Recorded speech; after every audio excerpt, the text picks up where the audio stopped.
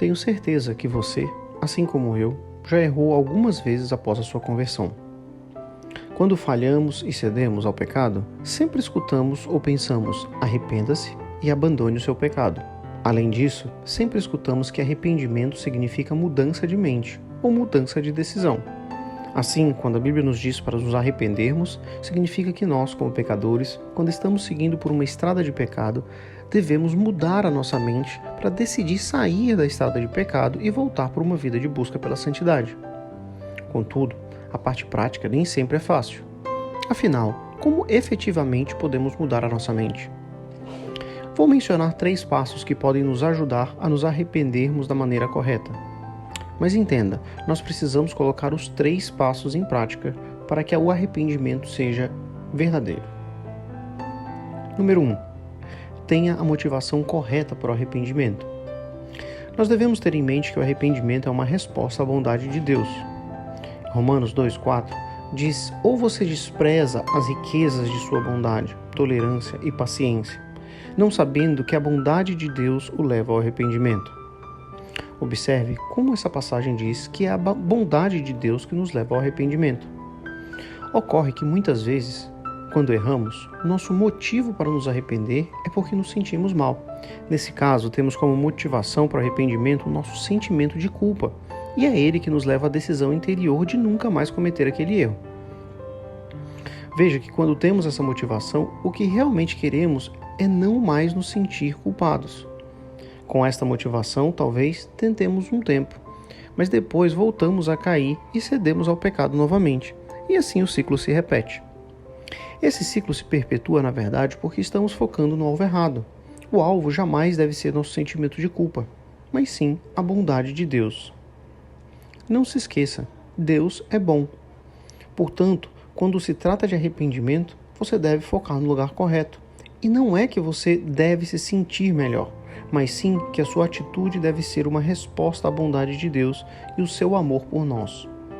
Com a motivação correta, sua atitude será mais facilmente corrigida. Número 2. O arrependimento deve dar frutos. Em Atos 26:20, a Bíblia nos diz: antes anunciei primeiramente aos que estão em Damasco, e em Jerusalém, e por toda a terra da Judéia, e aos gentios, que se emendassem e se convertessem a Deus, fazendo obras dignas de arrependimento. Observe como a palavra menciona se convertessem a Deus, fazendo obras dignas de arrependimento. Às vezes, quando falhamos, até ficamos com peso na consciência, mas não fazemos nada para tentar melhorar. É como se estivéssemos fazendo algo ruim, então nos sentimos mal e começamos a pensar sobre o que deu errado, mas nada realmente muda em nossos hábitos ou comportamento. A pregação de Paulo exposta em Atos não era nova.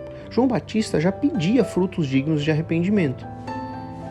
Uma boa ilustração sobre o tema é imaginar uma árvore plantada. E digamos que essa árvore represente o nosso arrependimento. Há alguma fruta nessa árvore que indicaria que você leva a sério o seu arrependimento? Por exemplo, digamos que você olhe algo em seu telefone que não deveria. Se não faz nada para evitar que isso aconteça novamente, você está deixando uma ponte para o pecado. Isso se tornará um gatilho, e é seu dever identificar os gatilhos e minimizá-los. Assim, você está criando limites saudáveis.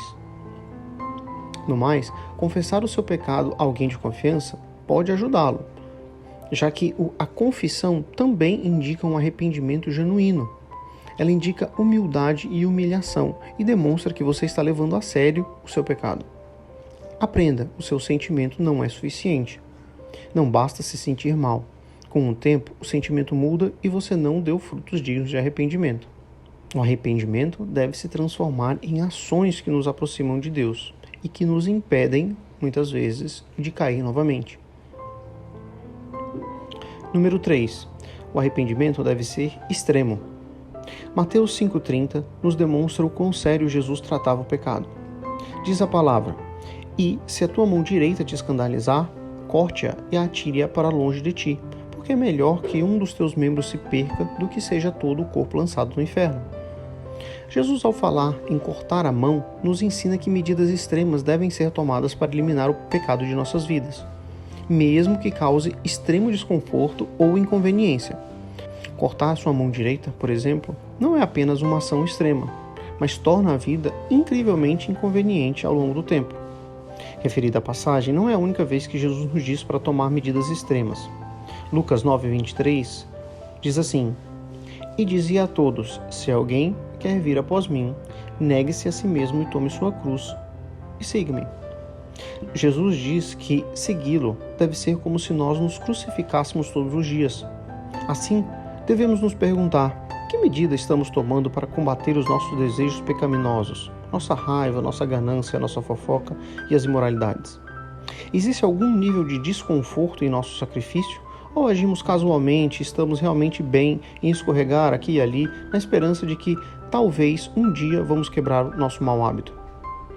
Todos devemos estar temerosos de chegar a um local de complacência e indiferença para com nossos atos pecaminosos.